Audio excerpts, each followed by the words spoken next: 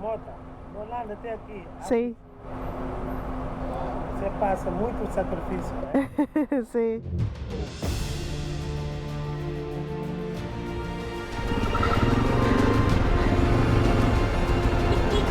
Abdallah.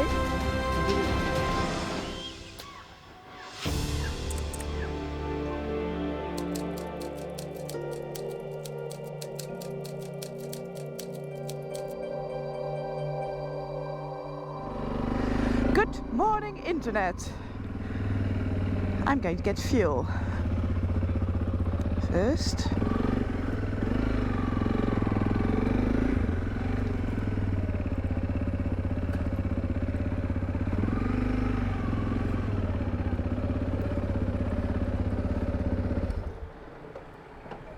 Ça va? Bonjour, ça va? Ça va? Ça va bien, merci. Là, c'est Oh. carte du monde ou bien Sénégal. Hein? C'est à travers ce que vous repérez. Quelle carte ça? Là, je vois que c'est la case Nous- de Nous ici. Oui. Ici. Ziguinchor. Ziguinchor. Oui. Ici. Oui. Et maintenant, aujourd'hui, Bissau. Bissau. Yeah. Sao Domingo.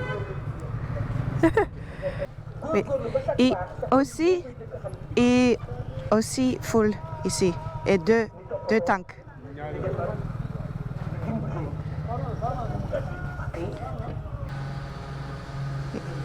Et ici. Oui, c'est bon. C'est bon.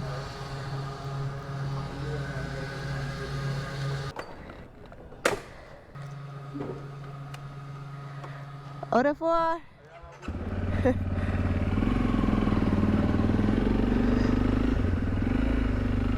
Okay.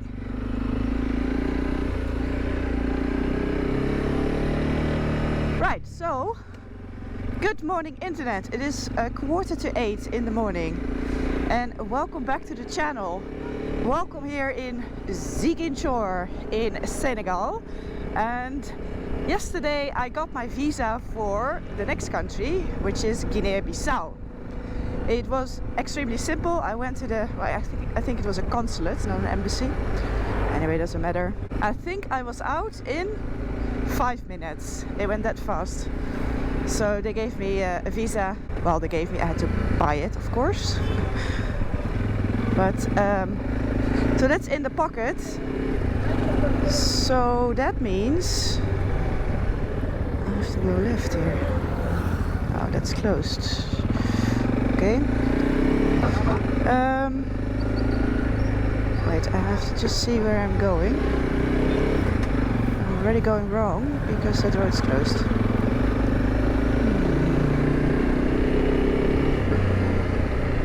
Where do I go? So yeah, with the visa in the pocket, I am making my way to Guinea-Bissau. So it's another border crossing. I don't expect it to be a difficult one. I think it's going to be pretty easy. So this also means I'm going to have to try and speak yet another language. Because, where am I going? Let's go right here. Besides all the different local languages that people speak, Guinea-Bissau used to be a colony of Portugal. So, I mean, so far from Morocco down, we've had French colonies, the Spanish were here, and Guinea-Bissau was Portuguese. So Portuguese is actually, I think, the official language of the country, but not too many people will speak it.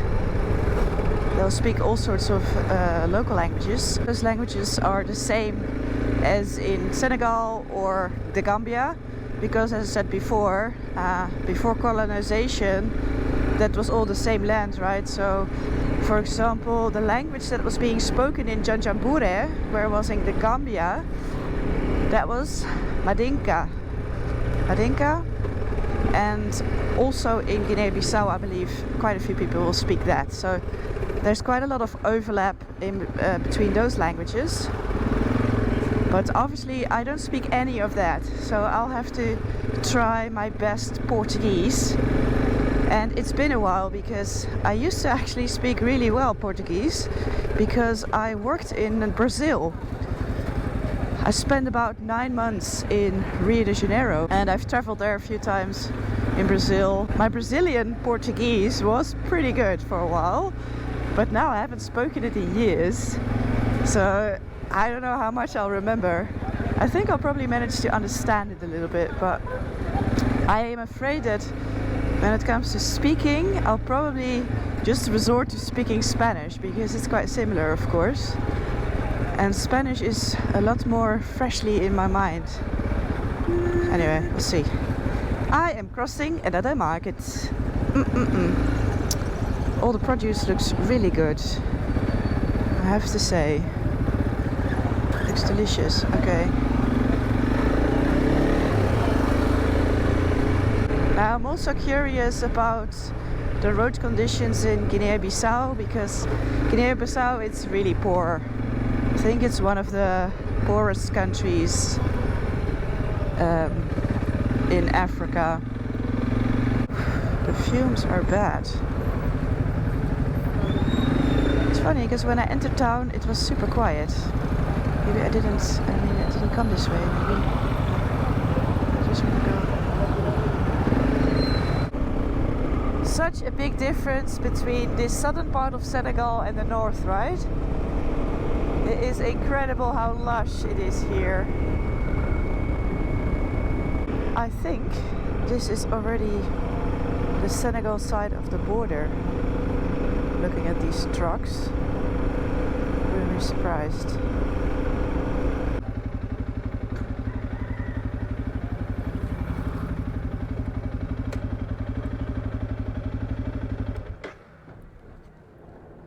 Just go and talk with English.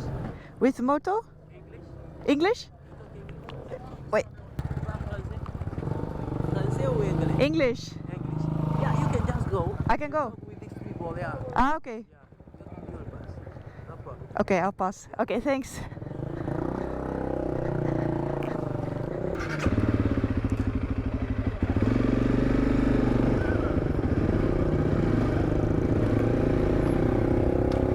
It's not yet for me, I suppose.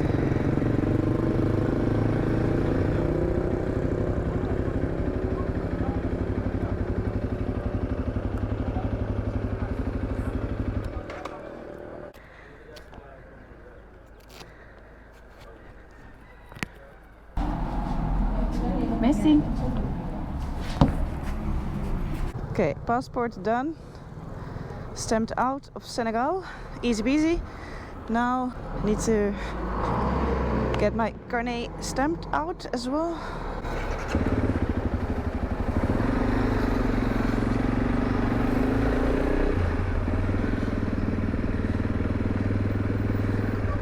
Here, customs.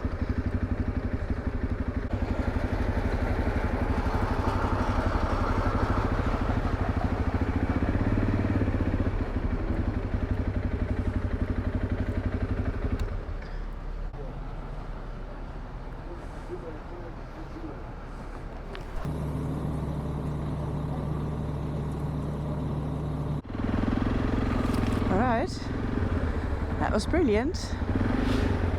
They knew exactly how a carnet de passage works. So, whatever.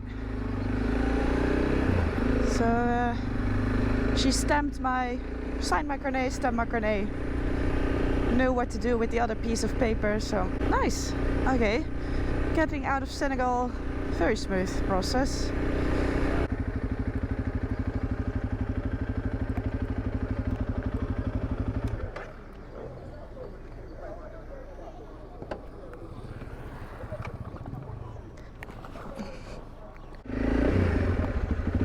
Right. I think this was it. I think this was it. Wow. I take a border crossing like this every day. This was an absolute breeze. So laid back, so easy. They knew exactly also on this side what to do with the carnet. Passport got stamped. I think this might actually be a record time border crossing. So let me say it! Welcome to Guinea-Bissau! Whoop! It's actually a paved road as well. Okay, a few potholes, but...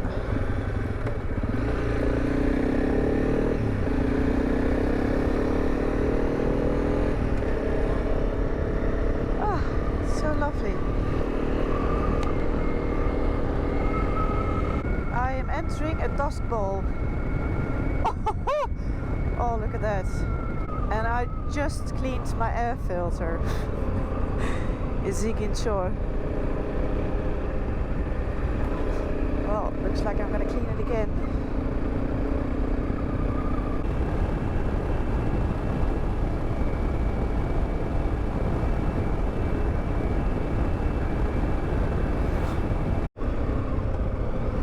Oh,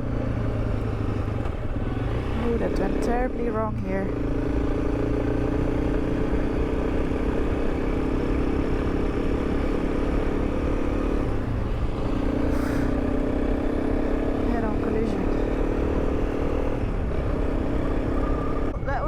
Of the paved road. It's now all a little bit dusty and bumpy.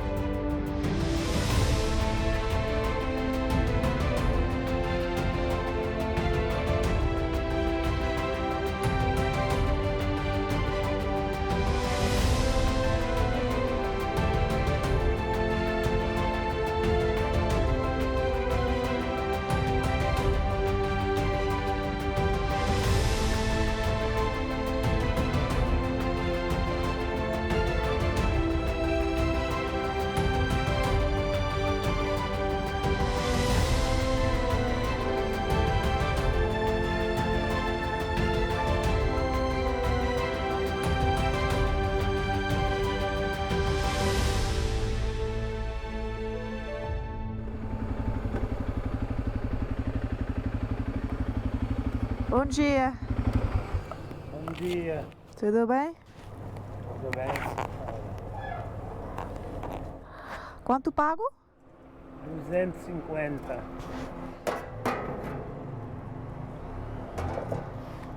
Não tem trocado, né? Não. Mota, do lado até aqui. Sim. Você passa muito sacrifício, né? Sim. Ok. Boa viagem. Ok, boa tarde.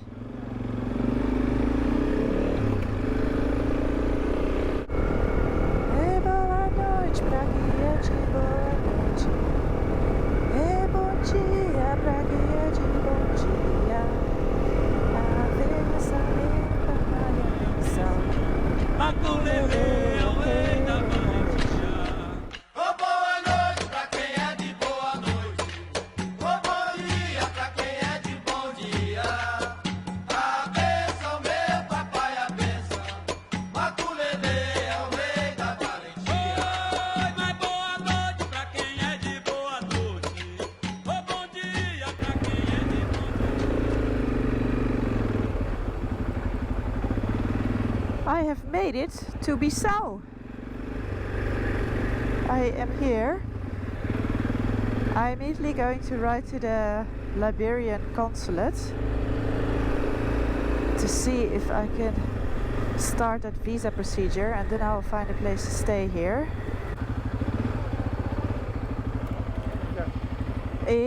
Consulate Liberia. Huh? Liberia consulate. Consul Liberia. Yeah, it's there. Foto. era pai.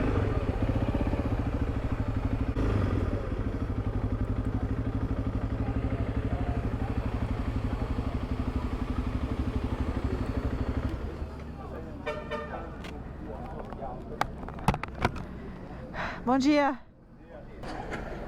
Looks rather closed.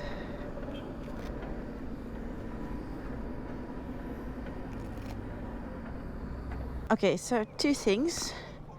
First of all, I get confused with the countries. I was saying, no, I need this is the consulate of Liberia, but no, I was looking for Côte d'Ivoire, which will be later. Anyway, I'm getting everything mixed up. Either way, it's closed, so I can't get my visa for Côte d'Ivoire here now.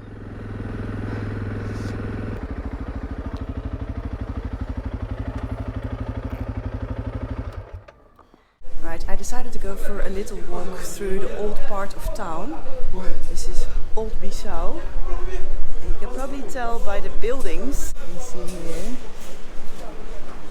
You can see by the style of the building, it's all Portuguese colonial buildings down here. And Guinea-Bissau gained its independence from Portugal in 1974 after being colonized for 4 centuries, or nearly 4 centuries. And during that time, Portugal used Guinea-Bissau mainly as a trading post for gold and slaves. So this was a huge hub for the slave trade.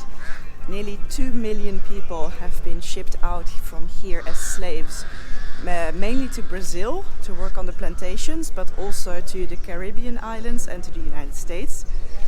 And so this is not the only place in West Africa where that happened. Also close to Dakar, there was an island, in the Gambia. There were many places where people were transported away as slaves, but this was definitely one of the major ones as well. And well, right now something completely different is happening from that port. Let me see if I can actually find the ship, because the port is just here. It may be a little bit too far. Yeah, I think I can actually see it in the distance. Because right now Guinea-Bissau is, well, it ranks amongst some of the poorest countries in the world. I think it's the 11th poorest country in the world. And there is actually no electricity in Guinea-Bissau. Yeah, I can see it in the distance there, but you won't be able to see it on the GoPro, I think. So yeah, just outside of the port here, there is a Turkish, what they call car power ship. And that ship provides 100% of the electricity here in Guinea-Bissau.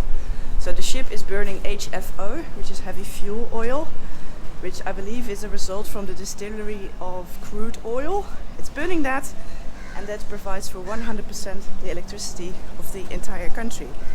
And it's not the only country that has a ship like that. There are 6 African countries that have Turkish ships like that. Also in the Gambia, Ghana, Mozambique, Sudan. I can't remember what the other one was. But Guinea-Bissau is the only one that relies for 100% of the electricity from that ship. And so before that ship came, it's been here now I think 3 or 4 years, and it's been extended for another 5 years. And before that ship was here, there was no state electricity. People had to get their own generators to have electricity. And so this ship is funded or financed by the World Bank. So for $50 million it's now supplying electricity for all these years. And the idea is that in the meantime they're working on a dam project. They're building a dam, or I think a few dams, around the mouth of the river Gambia. So almost 1,000 kilometers upstream of the Gambia. There's a series of dams, so mainly in Senegal, and then there will be a reservoir here in Guinea-Bissau, and that should provide hydroelectric energy. So once that's finished, then the ship can go and Guinea-Bissau will have electricity from that hydroelectric power plant. That's the idea, but I've spoken to some locals here and they are preparing, so people are saving up to buy their own generators again, because they don't trust it, and they think that when that ship leaves, they're once again left to fend on their own and get their own electricity. And unfortunately, what I've been told is that the main reason why there is no state electricity is because of corruption. So the people in charge of that, they pocket all the money and kind of leave the people sitting in the dark. So corruption is a very big problem around here.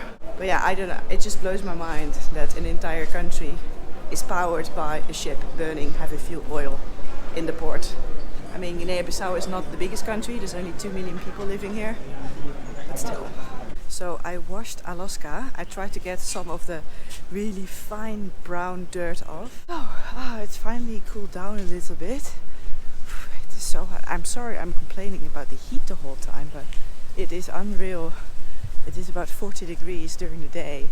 So in the next ride I'm going to leave at first light. That is my plan. Maybe when it's still just a tiny little bit dark, like around 6 o'clock.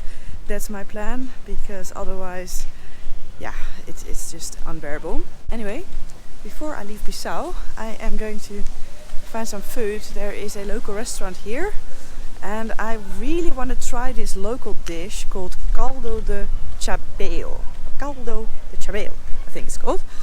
I really want to try it, so let's hope that they'll serve it up in this restaurant.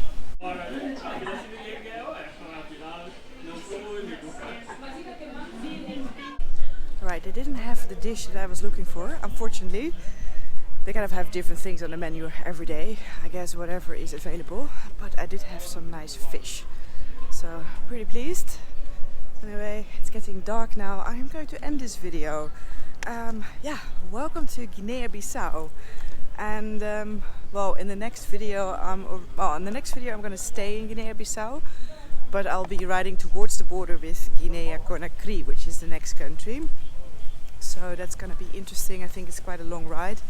And as I said, I'm going to try to leave like 6 in the morning to also get out of the city before the traffic and escape the heat a little bit. So that is the plan. So that was it for today. I really hope you liked this video. If you did, please give it a big thumbs up, subscribe down below, and then I'll see you in the next video.